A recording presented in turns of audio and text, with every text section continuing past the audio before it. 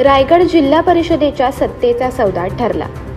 रायगड जिल्हा परिषदेच्या निवडणुकीत एकमेकांवर चिखलफेक करणारे महायुतीतील नेते सत्तेच्या गणितासाठी आता एकाच मंचावर आल्याने जिल्ह्यात राजकीय चर्चांना उधाण आले आहे। निवडणुकीनंतर जिल्हा परिषदेच्या अध्यक्षपदी कोण बसणार याकडे सर्वांचे लक्ष लागून राहिले होते। अखेर गुरुवारी अलिबागमधील जिल्हा नियोजन समितीच्या सभागृहात महायुतीच्या सर्व नेत्यांनी एकत्र येत भाजपचे मंगेश वाकडीकर यांची अध्यक्षपदी तर उपाध्यक्षपदी राष्ट्रवादीचे मधुकर पाटील यांची बिनविरोध निवड जाहीर केली। अध्यक्ष व उपाध्यक्ष पद 1.25 वर्षांच्या बोलीवर असणार आहे।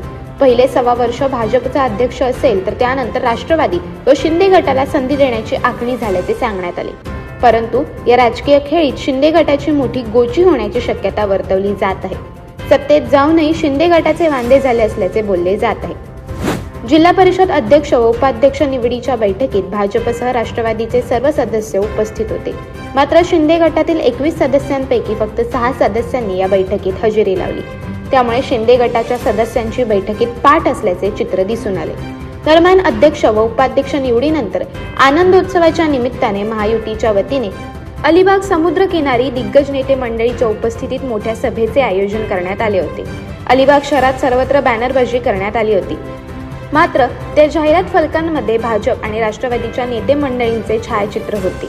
जिल्हा परिषद सत्ता स्थापनेत शिंदे गट एकत्र आले असले तरी जाहिरातीच्या फलकांवरून शिंदे गटाच्या नेत्यांना डावलल्याने वेगवेगळ्या चर्चांना उधाण आले आहे। अध्यक्ष व उपाध्यक्ष पदाच्या निवडीनंतर आता विषय समितीच्या सभापती पदाकडे लक्ष लागून राहिले आहे। अर्थ, बांधकाम, शिक्षण, आरोग्य, महिला व बालकल्याण, समाज कल्याण सभापती पदाची निवडणूक येत्या 23 मार्चला होणार आहे। प्राधिकृत अधिकारी म्हणून अपर जिल्हाधिकारी सुनील थोरवे यांची निवड करण्यात आली आहे। या निवडीतही अर्थ व बांधकाम सभापती पदाची आस शिंदे गटाला आहे, परंतु त्यांची ही अपेक्षा पूर्ण होणार नसल्याची चर्चा समोर येत आहे। रायगड जिल्हा परिषद अध्यक्ष व उपाध्यक्ष पदाच्या निवडीसाठी महायुतीने एकत्र येऊन सत्ता स्थापन केली असून यामध्ये उद्धव ठाकरे गट, शिवसेना व काँग्रेसचाही पाठिंबा आहे।